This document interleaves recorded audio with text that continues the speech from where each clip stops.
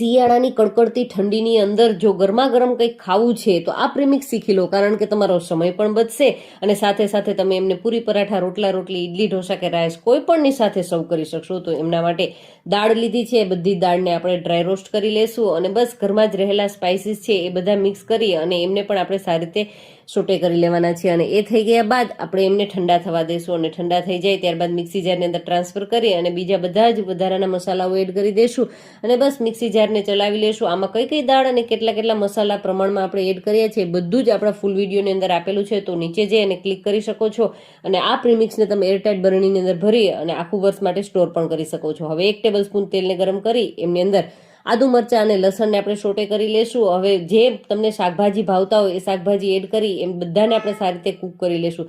તો મેં અત્યારે ગાજર, કોબી, કેપ્સિકમ અને ડુંગળી લીધી છે. એ બધું જ સારી રીતે શેકાઈ જાય ત્યારબાદ એમની અંદર આપણે 2 ગ્લાસ ભરી અને ગરમા ગરમ પાણી અને 2 ચમચી જેટલું આપણે બનાવેલું પ્રીમિક્સ નાખી અને મિશ્રણને સારી રીતે ઉકળવા દઈશું. હવે 1 ટેબલ સ્પૂન ટોમેટો કેચઅપ અને 1 ટેબલ સ્પૂન જેટલો સોયા સોસ એડ કરી દઈશું. મિશ્રણ સારી રીતે ઉકળવા લાગે ત્યારબાદ એમની અંદર ચપટી કોર્નફ્લોર મિક્સ પાણીની સાથે કરી અને એ પણ એડ કરી દઈશું અને હવે સારી રીતે ઉકળવા દઈશું.